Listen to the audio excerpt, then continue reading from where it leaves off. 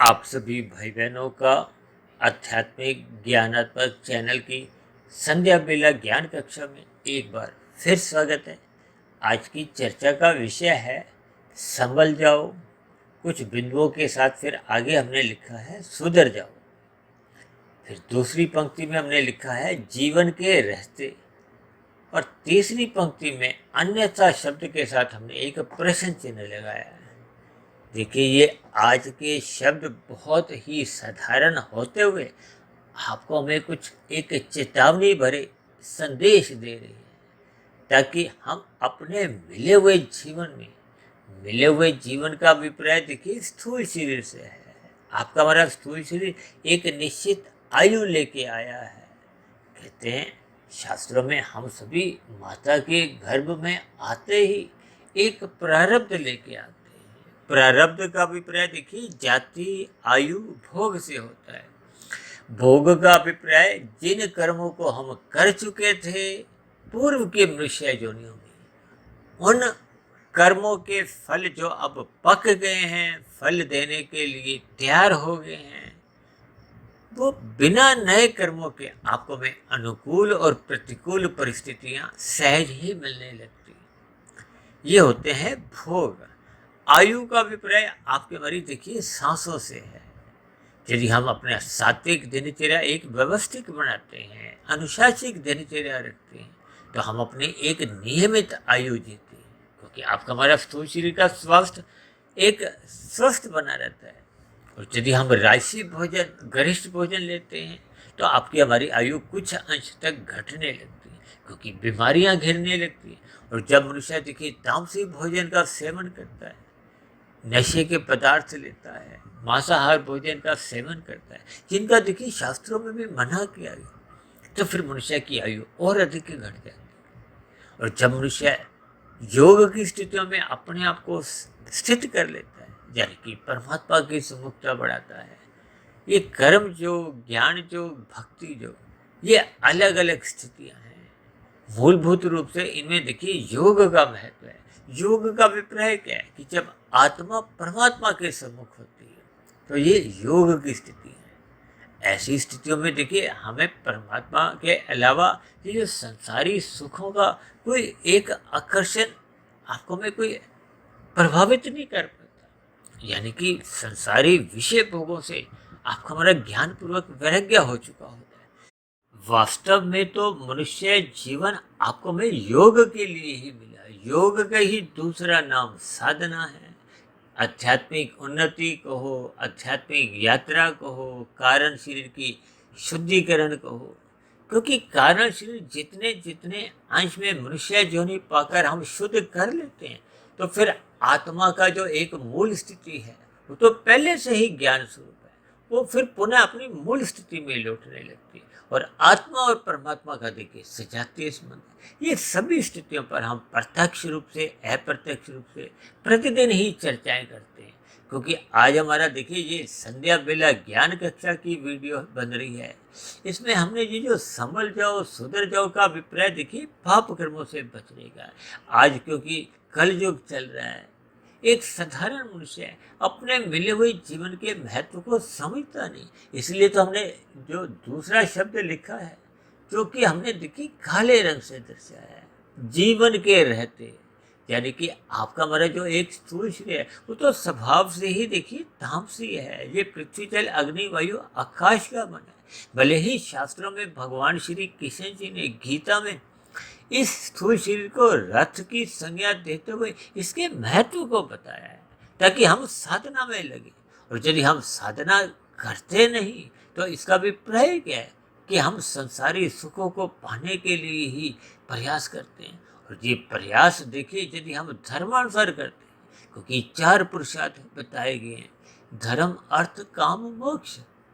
जब आपके हमारे जीवन में देखिए धर्म प्रथम स्थान पे बना रहता है, तो आपके हमारे जो विषय भोग हैं वो अमर्यादित नहीं रहते। क्योंकि धर्म कहो, लगाम कहो, ब्रेक कहो, एक धर्म की 4 दीवारी कहो, धर्म की मर्यादाएं कहो, ये सब एक ही बातें हैं। और मैं तो बार बार प्रतिदिन ही एक ही बात को दोहराता रहता हूँ कि हमें आपको अपना मिला हुआ जीवन धर्म की चार दीवारी के भीतर ही अपने अर्थ और काम को रखना होगा। अन्यथा जब जब ये अर्थ और काम आपके हमारी चार दीवारी को लांघ जाते हैं, कूद जाते हैं, बाहर भागने लगते हैं, छलांगे लगाने लगते हैं, तो फिर सतोगुण का जो एक स्थिति है वो कमजोर पड़ने लगती है। सतोगुण की न्यूनता कहो, धर्म का छूटना कहो, ब्रेक का कमजोर होना कहो, ये सभी स्थितियां आपके हमारे जीवन में देखिए कलयुग में अक्सर बढ़ती हुई नजर आ रही है। इसलिए देखिए आज हमें थोड़े साहसिक शब्दों का इस्तेमाल करते हुए वीडियो का नाम रखना पड़ा, ताकि किसी भी कारण, चाहे हम शब्दों से प्रभावित होते हुए किसी भी कारण अपने मिले हुए जीवन का एक सदुपयोग करें। सदुपयोग करने का अभिप्राय तो देखिए साधना करने से है, योग की स्थितियां बनाने से है। यदि मनुष्य योग की स्थितियों में अपने आप को स्थित नहीं भी कर पाता, तब भी मनुष्य को अपने मिले हुए जीवन में कम से कम पाप कर्मों से तो बचना ही होगा, निंदनीय कर्मों से गिरने से बचना होगा। यानी कि अपना मिले हुए जीवन में रजोगुण को एक मर्यादा में रखना होगा, और रजोगुण को मर्यादा में रखने के लिए सतोगुण जैसी लगाम का कहो, सतोगुण जैसी ब्रेक का सही सही होना आवश्यक है। ये सतोगुण का अभिप्राय देखिए सत्संग से लिया जाता है। जब जब मनुष्य सत्संग नहीं करता, सतोगुण की प्रशंसा नहीं करता, शास्त्रों में तो बार बार कहा गया तमोगुण की निंदा करो। यहाँ निंदा का अभिप्राय बार बार इसलिए कहा जाता है, इसलिए दोहराया जाता है, ताकि हम अपने मिले हुए जीवन में छल कपट ठगिए हेरा फेरियों से बाज आ जाए। क्योंकि ये जो छल कपट ठगिए हेरा फेरी, इसी को ही मैंने देखिए एक दूसरा नाम संभल जाओ, सुधर जाओ दिया है, ताकि आपके हमारे जीवन में ये जो तामसी स्थितियां हैं, बुराइयां हैं, हेरा फेरियां हैं, जो आपका हमारा देखिए पाप कर्मों का कर्माशय बहुत तेजी से बढ़ाती है। तेजी से इसलिए बढ़ता है क्योंकि पाप कर्म करते समय आपका हमारा स्थूल शरीर और सूक्ष्म शरीर, ये दोनों ही एक ही दिशा में कार्य करते हैं। जबकि हम जब सत्संग करते हैं, सात्विक कार्यों में लिप्त होते हैं, अक्सर एक संसारी मनुष्य का जो एक मन बुद्धि है, वो उन सात्विक कार्यों में ज्ञान पूर्वक लगते नहीं, जिसके फलस्वरूप आपका हमारा स्थूल शरीर देखिए सत्संग करता हुआ दिखाई देता है, या सात्विक कार्यों को करता हुआ दिखाई देता है। ये जो आपके हमारे जीवन में देखिए विभिन्न प्रकार के जो कर्म कांड है, जो आपके हमारे ऋषियों ने इन धर्म ग्रंथों में रचे, ताकि हम किसी कारणवश बुराइयों से बचे। क्योंकि जब हम कर्म कांड करते हैं तो चाहे लोभ से करें चाहे भय से करें, आपका हमारा परमात्मा से हाय लो बनी रहती है। ये जो भारत में आप देखते हो ना, हर दूसरे तीसरे चौथे दिन कोई ना कोई एक पर्व मनाया जाता है, किसी की जयंती मनाई जाती है। ये सभी स्थितियाँ, जैसे सत्संग में हम कथा कहानियाँ सुनते हैं, ये देखिए शास्त्रों का जो मूल ज्ञान है वो तो बहुत ही देखिए एक सूक्ष्म स्थिति है। यदि हम शास्त्रों का ज्ञान विज्ञान समझ नहीं पाते, तो उन शास्त्रों के ज्ञान की जो एक मूल संदेश है, उनको कथा कहानियों द्वारा देखिए, ये जो विभिन्न प्रकार के पुराणों की रचना की गई, उनमें वेदों के ज्ञान की एक सरलतम स्थितियां हैं। यानी कि परमात्मा के ज्ञान विज्ञान को कुछ कहानियों में जड़कर समझाया गया, ताकि किसी कारण भी मनुष्य देखिए संभल जाए, सुधर जाए। संभलना सुधरना मनुष्य जोने के लिए। अब हम किसी पशु को तो नहीं कहते कि आप पशु बन जाओ, तो पशु पहले ही है, लेकिन इंसान को बार बार कहना पड़ता है कि तुम इंसान बनो, मानवता अपनी जगाओ। यानी कि आपके हमारे जीवन में हैवानियत समाप्त हो। शास्त्रों में तो बार बार कहा गया है, यदि मनुष्य सत्संग नहीं करता तो संभावनाएं रहती हैं कि उसमें पशु वृत्तियां बलवान होने लगती हैं। लेकिन ये सभी शब्द मुझे कहने में भी कोई अच्छा नहीं लगता, हो सकता है आपको सुनने में भी बुरा लगता हो, लेकिन ये सभी आपके हमारे जीवन की एक यथार्थ सच्चाइयाँ हैं, जिनको आपको हमें अपने मिले हुए जीवन में, इसलिए तो आज हमने देखिए दूसरी पंक्ति में जीवन के रहते शब्द को एक काले रंग से दर्शाया, क्योंकि आपका हमारा स्थूल शरीर एक आयु लेके आया है, यदि हम देखिए मरने के पूर्व की स्थितियों में ही केवल पश्चाताप करते हैं, तब ऐसी स्थिति में आपके हमारे जीवन की कोई एक सफलता हासिल नहीं होती। अक्सर हम बार बार कहते रहते हैं कि अपने मिले हुए जीवन के अर्थ को पहचानो, आपको में सफल होना है, आपको मिले हुए जीवन को सार्थक करना है। ये सफल होना, सार्थक होना क्या है कि स्थूल शरीर के रहते रहते हम जितनी अधिक आध्यात्मिक उन्नति कर लेते हैं। आध्यात्मिक उन्नति का अभिप्राय क्या है कि कारण शरीर का शुद्धिकरण, मन बुद्धि यानी कि सूक्ष्म शरीर का शुद्धिकरण। क्योंकि स्थूल शरीर, ये जो हम कहते हैं जीवन के रहते, इसका अभिप्राय क्या है? क्योंकि स्थूल शरीर एक निश्चित आयु लेके आया है। भले ही हम देखिए अपने जीवन में जन्मदिन मनाते हैं कि हम इतने बड़े हो गए, जबकि हम छोटे होते जा रहे हैं। छोटे होने का अभिप्राय तो मैं अक्सर कभी कभी इतना सूक्ष्म स्थिति कभी बहुत करवाता हूँ कि जैसे हम माता के गर्भ में आ जाते हैं, जबकि आपका मेरा स्थूल शरीर के स्तर पर अभी कोई विकास भी नहीं हुआ, यानी कि माता के गर्भ के बाहर की स्थिति भी नहीं बनी, तब भी आपकी हमारी देखिए आयु घट जाती है। जैसे आप कि लाल बत्ती के बाद जब हरी बत्ती होती है तो वहाँ लिखा होता है ना, जैसे अंकों से लिखा होता है 62, 62 लिखा है, 74 लिखा है, 32 लिखा हुआ है, तो वो घटना आरंभ हो जाता है और घटते घटते वो शून्य की स्थिति आ जाती है, तो फिर लाल बत्ती हो जाती है।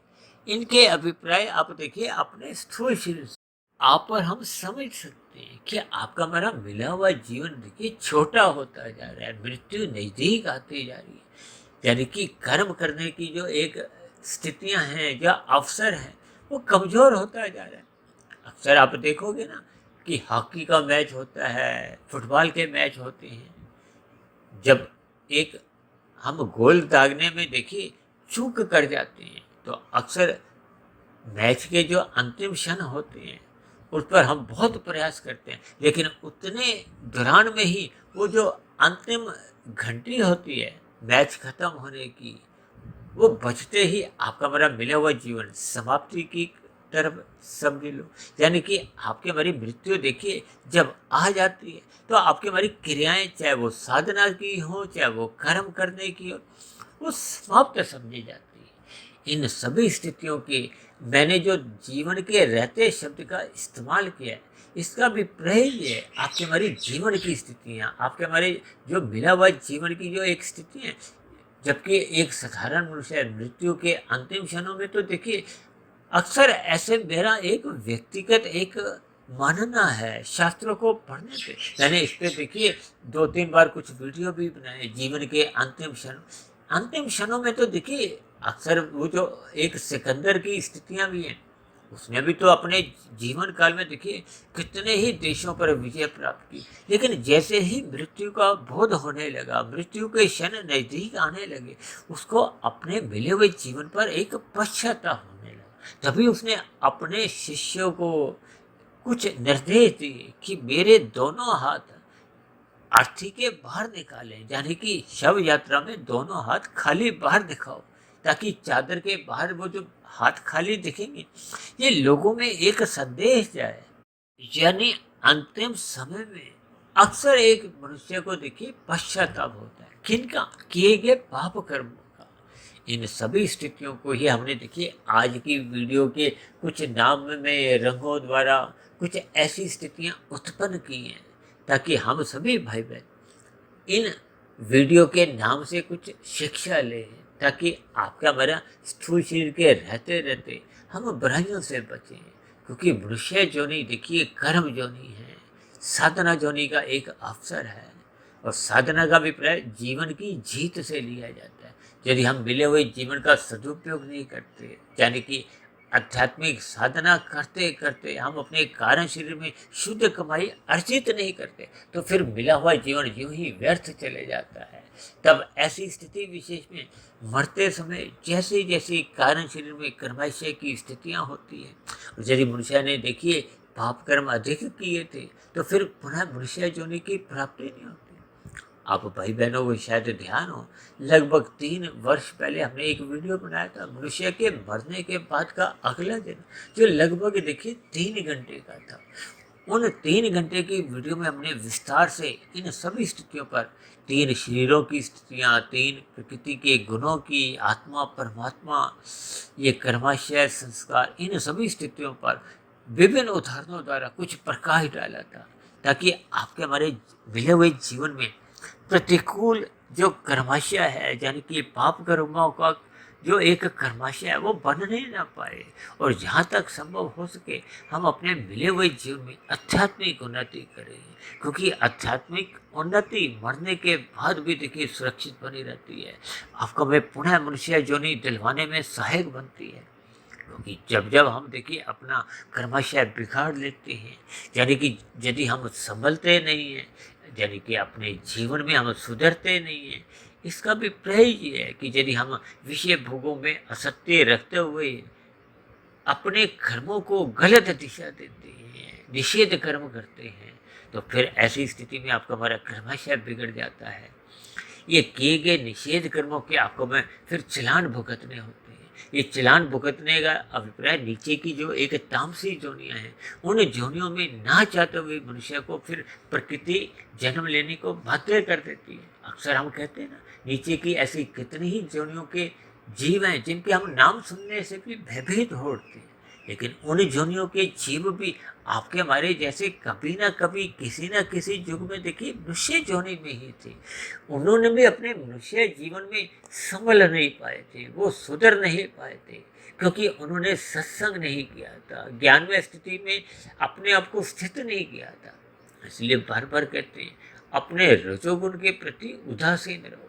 जब जब हम रजोगुण के प्रति छलांगे लगाते हैं, अधिक उत्सुकता दिखाते हैं, तो फिर ये जो संसारी विषय भोग हैं, गंध रस रूप स्पर्श और सब, ये आपको हमें प्रोत्साहित करते हैं।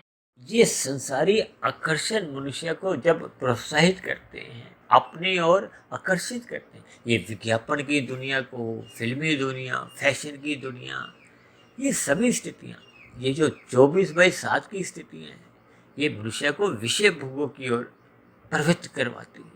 इन सभी स्थितियों से आपको हमें ज्ञानपूर्वक बचना होगा, अपने मिले हुए जीवन के महत्व को समझते हुए, यानी कि जीवन के रहते हुए अपनी स्थिति मजबूत करनी होगी। क्योंकि भौतिक उन्नति यदि हम धर्मानुसार भी, यानी कि कानून की व्यवस्था में रहते हुए हम कानून का पालन करते हुए धन कमाते हैं, शास्त्रों के अनुसार धर्मानुसार धन कमाते हैं, यानी धर्म की चार दीवारी में रहते हुए ही यदि हम केवल अर्थ और काम को ही महत्व देते हैं, तब भी ये आपके हमारे जीवन की कोई आध्यात्मिक उन्नति नहीं होती।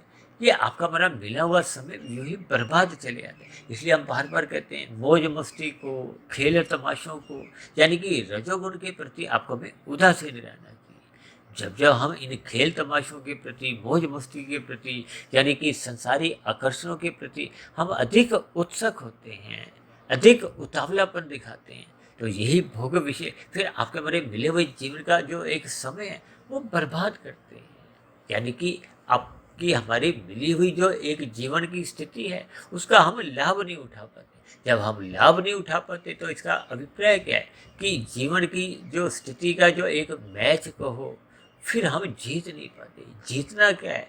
कार्यशील का शुद्धिकरण, क्योंकि कार्यशील शुद्ध करने के लिए मनुष्य जीवन का एक अवसर मिला है। इन सभी स्थितियों को आपको हमें ज्ञानपूर्वक समझना होगा। जितना संभव हो सके आपको हमें अपनी आध्यात्मिक उन्नति करते हुए साधना करनी चाहिए। रात को जल्दी सोना होगा, सुबह ब्रह्म मुहूर्त में उठकर परमात्मा का ध्यान लगाना होगा, शास्त्रों को पढ़ना होगा, ताकि आपका हमारा दिन में जब रजोगुण की स्थितियाँ होती हैं, संसारी स्थितियाँ आपके हमारे समक्ष आती हैं, विषय भोगों से आपको हमें बचाती हैं, ये सत्वगुण ही आपकी हमारी एक ब्रेक का काम करता है, नियंत्रण का काम करता है। यही उपदेश भगवान श्री कृष्ण जी ने गीता में अर्जुन के रथ के 5 घोड़ों की लगाम को अपने हाथ में रखते हुए यही उपदेश दिया है। ये 5 घोड़े आपके हमारे 5 भोग्य विषय हैं। यही मनुष्य के जीवन में देखिए एक अधोगति का कारण भी बनते हैं।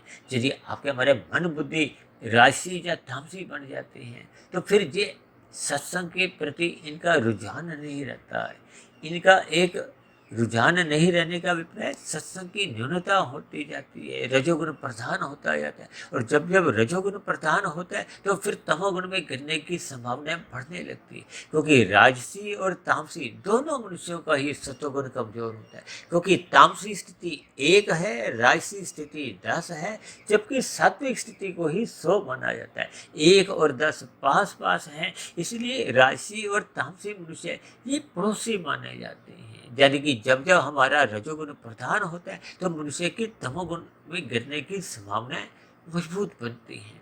जैसे कहते हैं ना, पड़ोसियों के दर्शन होते रहते हैं, मेल मिलाप होने की स्थितियां बनती रहती हैं, जबकि सतोगुण दूर की स्थिति। इसलिए तो शास्त्रों में विभिन्न प्रकार के कर्मकांड रचे गए, ताकि हम सतोगुण में जाएं, वहां रुकें, फिर आगे विशुद्ध सतोगुण को पाने का आपका हमारा लक्ष्य बने, यानी कि मोक्ष प्राप्ति का, आध्यात्मिक उन्नति का आपका हमारा एक लक्ष्य बने। और यदि हम सतोगुण में जाते हैं बेमन से, और फिर पुनः हाथ लगा के वापस अपने संसार में रजोगुण में, ये जो स्त्री पुरुष का जो आपसी आकर्षण है, शास्त्रों में तो इसको भी रजोगुण से जोड़ा गया। इन सभी स्थितियों को आपको में ज्ञानपूर्वक समझना होगा, ताकि कम से कम मनुष्य अपने मिले हुए जीवन में पाप कर्मों से तो अवश्य भी बचे, ताकि हम अधोगति की स्थितियों में गिरने से भी बचे। तो ऐसी सभी बुराइयों से हम बचने लगें, और जहाँ तक संभव हो सके हमें आपको आध्यात्मिक उन्नति करनी चाहिए, क्योंकि आध्यात्मिक उन्नति मरने के बाद भी सुरक्षित बनी रहती है, जबकि भौतिक उन्नति धर्मानुसार करने पे भी मरने के बाद समाप्त समझी जाती है। इन सभी स्थितियों पर आपको हमें चिंतन करना होगा, ताकि आपका मेरा मिला हुआ जीवन एक सात्विक दिशा की ओर सहज ही चलने लगे, अग्रसर होने लगे। ऐसी सभी शुभ स्थितियां आप सभी भाई बहनों के जीवन में भी बनने लगे। इन्हीं शुभकामनाओं के साथ चर्चा विशेष को यही विश्राम देते हैं। कल सुबह फिर मिलते हैं ब्रह्म मुहूर्त ज्ञान उपदेश कक्षा में। तब तक आप अपने आध्यात्मिक सुधीर भाटिया फकीर को इजाज़त दें। आप सभी भाई बहनों को बहुत बहुत शुभ रात्रि, और सुबह ब्रह्म मुहूर्त में उठने के लिए मेरी ओर से बहुत बहुत शुभकामनाएं। फिर भी चर्चा संबंधित आपके मन में कोई प्रश्न उठ रहा हो, कोई मेरी कही गई बातों पर आपको कोई आपत्ति हो, तो नीचे दिए गए कमेंट्स बॉक्स पर आपके प्रश्नों का, सुझावों का और आपकी सभी शिकायतों का सदा ही स्वागत है। चर्चा विशेष को ध्यानपूर्वक सुनने के लिए आप सभी भाई बहनों का भी बहुत बहुत धन्यवाद।